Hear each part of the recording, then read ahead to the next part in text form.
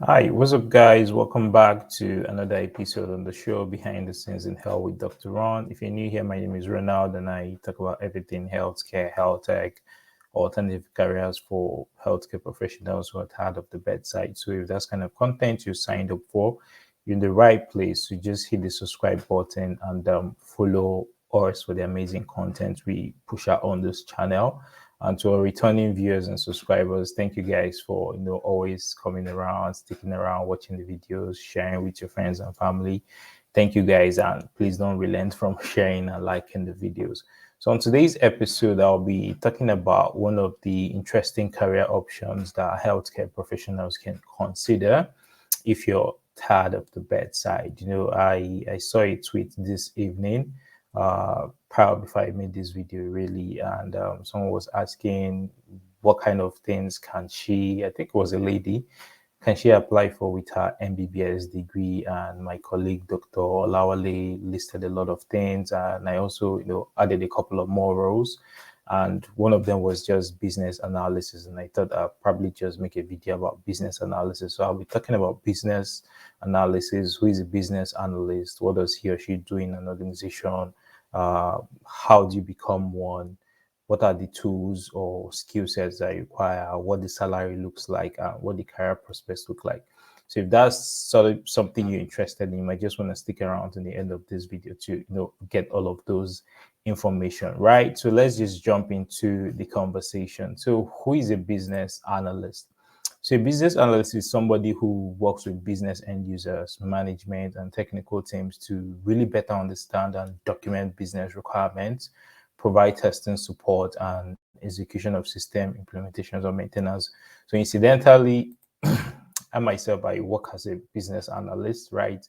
And this typically at a high level defines what I do in my day-to-day role, understanding what are the issues, what are the bottlenecks, what are the current processes, you map them, you define them, because the implementation team, they're going to need all of this information to be better positions, or to do a better job really. So this position, that's the business analyst position, you basically perform analytical and reporting activities to support the business function of a department or a division or an organization.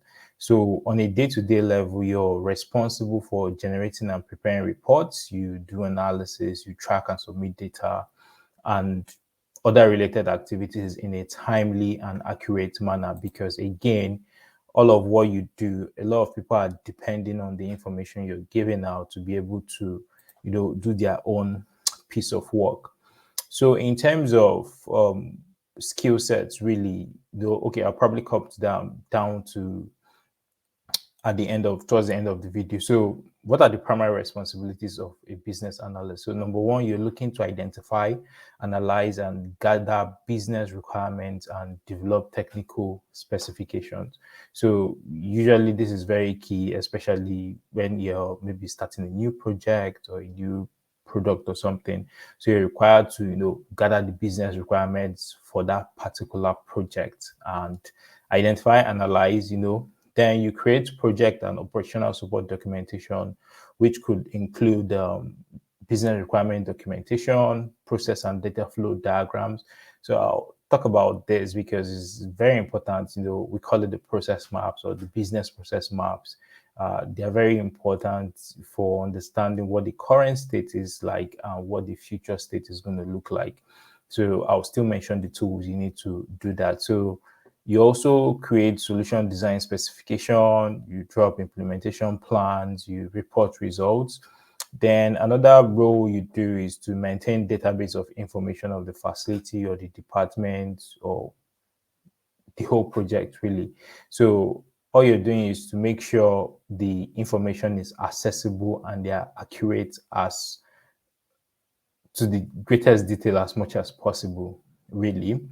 Then you prepare, distribute weekly, monthly reports to senior management, to your lead, because they rely on these reports to know the status of the project or whatever it is you're doing at the moment. Then you review, analyze, and evaluate business and user needs and document findings, and recommend changes to business processes. So basically, by the time you're mapping a current state, you're seeing where all the bottlenecks are. So you're able to say, okay, maybe we need to pull this out, we need to introduce this to make sure the system works much more effectively than you found it.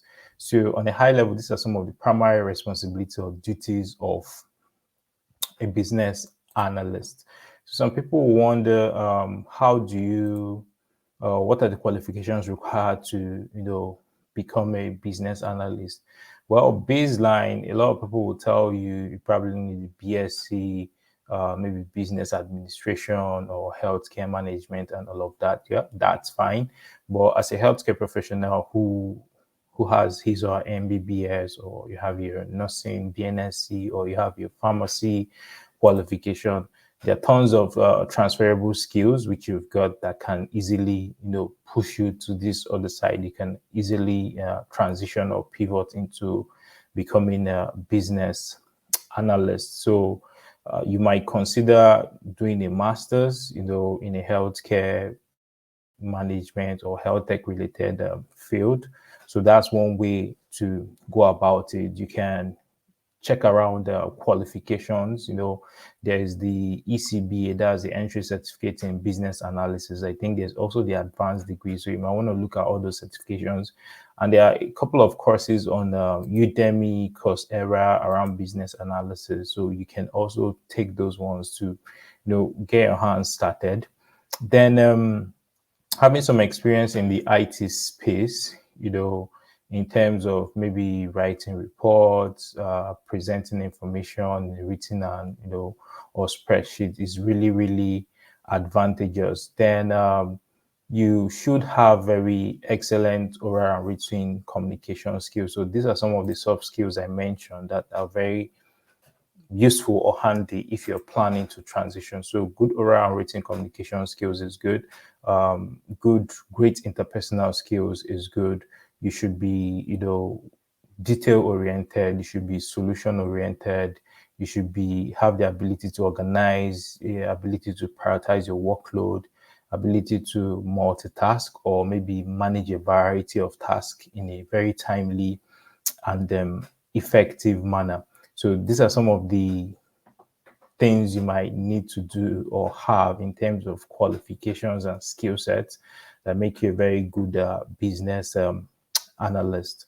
So who can become a business analyst? Yeah, a doctor can become one, a nurse, a pharmacist, med lab, anybody in the healthcare space. As long as you say, okay, yeah, this is what I want to do, anybody can actually become a business analyst. And like I mentioned before, you can work in the project management space, you can work in the product management space, you can work in IT development space, you can work in quality assurance, quality management. Yeah, you can work in all of those spaces because they all require business analysts to work with them.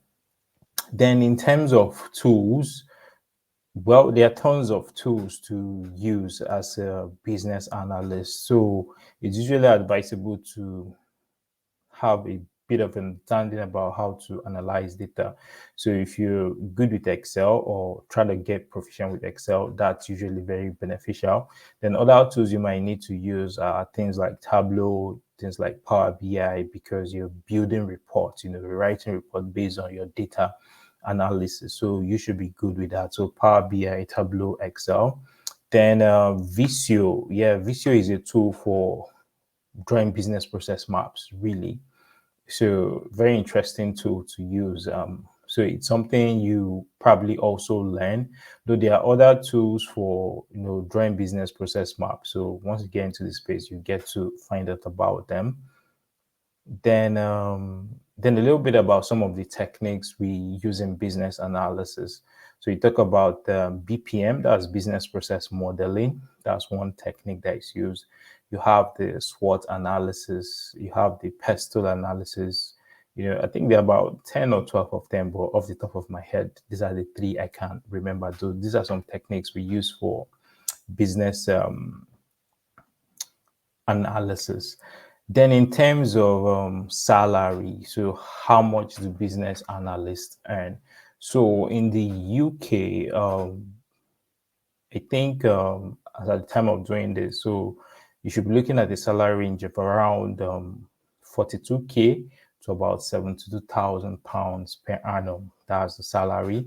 And in the US, you're looking at the range of $75,000 to $80,000 on the average per annum, right? It could be way higher than this, maybe depending on your experience, your skill set, your qualification, and all of that. But on the average, this is what it looks like at the what the business analyst earns. And I think it's not bad really. Then I usually get asked what's the work like in terms of, so some people might work fully remotely, some people work hybrid, you have a couple of days in the office, some days at home, or you're fully on site. Again, it depends on who is employing you or what your contract looks like. But these are all possible: fully remote, hybrid, and fully on-site roles. So it gives you, depending on what it is, you get the flexibility, especially if you're working fully remotely from home or hybrid. So some days in the office, some days at home. So yeah, it doesn't stress you that much. So in terms of fulfillment, yes, it's quite fulfilling. For example, if you're working as a part of a project management team, you get to see everything come together. You see your input and everything, people using it to deliver results and all of that. So it's quite fulfilling. It's quite satisfying. So yes, if you're thinking of something or another career to consider, yes, so business analysis is one good area to look into. And yeah, hopefully one of these days I'm going to find a business analyst to come on the live show of this podcast to talk about his or her journey. And you guys probably hear firsthand from somebody who has from a different perspective, really, what it looks like, and job satisfaction and all of that. So you might just want to hit the subscribe button, put on your notification bell so that you don't get to miss those times when these live shows happen. So if you've enjoyed this episode, please give us a like, subscribe to the channel, and share with others so that they don't miss out the interesting and really what I call it, heavily packed information sessions that we give out here. So everybody gets to, make that decision that they've been looking for. So until I see you again in the next episode, I still remain your host, Dr. Ron, and I would like to say bye for now.